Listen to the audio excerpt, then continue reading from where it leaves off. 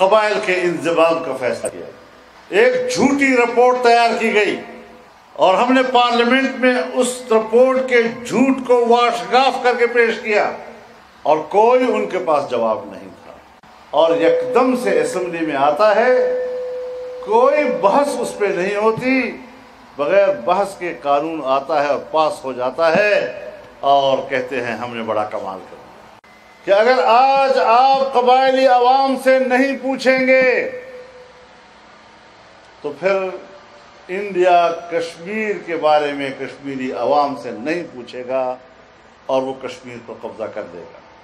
FATA کا نظام صدر مملکت کے ہاتھ میں ہوا کرتا تھا اور بواسطت گورنر کے وہاں کام چلاتا تھا. ہندوستان میں ہندوستان کے صدر جمہوریہ براہ راست کشمیر کے معاملات پر اختیار رکھتا تھا اور کشمیر کے وزیر اعلیٰ کی وساطت سے کام چلاتا تھا. کہ خطہ کشمیر کو بین الاقوامی دنیا متنازع کہتی ہے.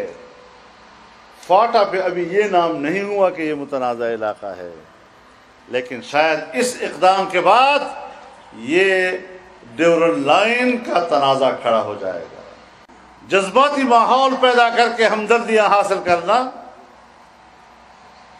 یہ نوجوان نسل کے لیے اسی طرح دھوکہ ہے جس طرح انضمام سے پہلے نوجوان نسل کو کہا گیا تھا کہ ہم آپ کو جنت کی طرف لے جا رہے ہیں.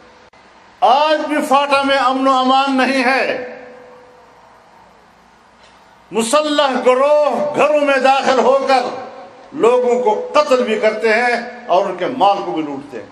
کہ 2007 سے لے کر 2017 تک کل قتل ہوئے ہیں 8 یا 10 اور 2017 کے انضمام کے بعد اب تک 150 لوگ قتل ہو چکے ہیں. اور میں نے خود سنا ہے بڑے بڑے ذمہ دار لوگوں کو، جس وقت میں نے کہا کہ قبائل سے پوچھ لو، ریفرینڈم کراؤ، تو بڑے ذمہ دار لوگوں نے کہا کہ قبائل کون ہوتے ہیں کہ ہم ان سے پوچھیں. سیاسی طور پر آپ کے ساتھ یہ ہوا، مالیاتی طور پر آپ کے ساتھ یہ ہوا کہ آج تک بھی آپ کو بجٹ کے ذریعے سے بھی 1 روپیہ نہیں دیا جا رہا. آئندہ بھی کوئی امید نظر نہیں آ رہی. سیاسی طور پر آپ تباہ کر دیے گئے، مالیاتی طور پر آپ تباہ کر دیے گئے، جغرافیائی لحاظ سے آپ کے مستقبل کو تاریک کر دیا گیا. دا چٹ پدے ول موڑ تو یہ چو تو ناجائز اقتدار پر سرما خلق تو دمکیا نے اور کیا بے غیرتا. کہ آج انضمام کی صورت میں جو قبائل پہ گزر رہی ہے، تم آج فوج کو گالی دیتے ہو جبکہ آپ آپریشنوں میں فوج کے ساتھ تھے.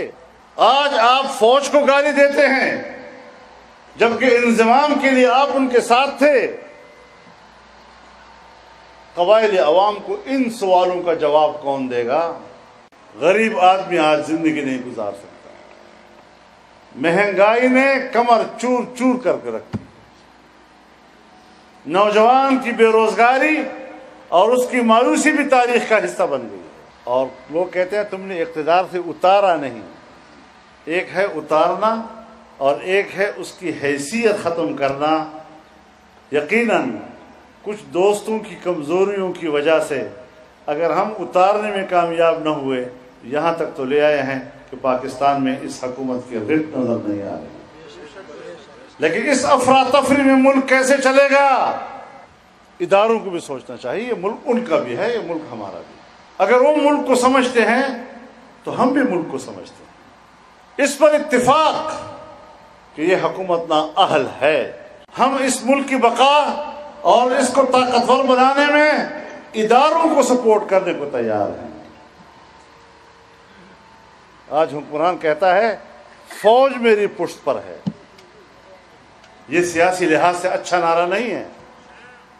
میں کہتا ہوں، فوج کو کہتا ہوں کہ اس ملک کی دفاع، اس ملک کی بقا، اس ملک کی ترقی کے لیے ہم آپ کے پشت پر ہیں. ہم ملک کے اداروں کا احترام کرتے ہیں.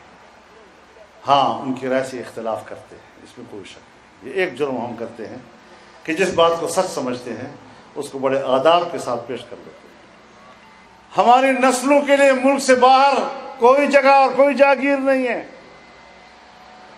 اس لیے اس ملک کے مستقبل کے بارے میں اگر کوئی سوچ سکتا ہے، بہتری کی بات سوچ سکتا ہے تو وہ ہم ہی ہو سکتے ہیں۔ جمعیت علماء اسلام سے بڑھ کر قبائل کی نمائندگی کی صلاحیت کوئی نہیں رہتی، لیکن ہمیں ہمدردی بھی ہوتی ہے، ہمیں ریاست سے بھی ہمدردی ہے، ہمیں ریاستی اداروں سے بھی ہمدردی ہے۔ مجھے خود کچھ لوگوں نے کہا کہ ہم اسلام آباد آنے کو تیار ہیں، اپنے بچوں کو لے کر آئیں گے اور ہم گتپا لگائیں گے کہ بچے برائے فروخت، ہم اپنے بچوں کو روزی نہیں دے سکتے۔ آپ ایک بکسے میں ووٹ ڈالتے ہیں، ووٹ دوسرے بکسوں سے نکال کر گنا جاتا ہے۔ الیکشن آفس میں ایک نتیجہ تیار ہوتا ہے، ٹی وی پر دوسرا نتیجہ لوگ سنتے ہیں۔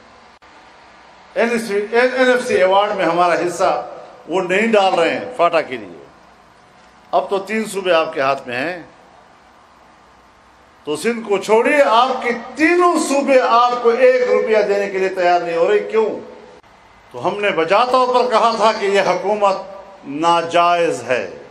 پاکستان کا اگر آئین ہے اور قانون ہے تو پھر قانون کے مطابق ہونا چاہیے۔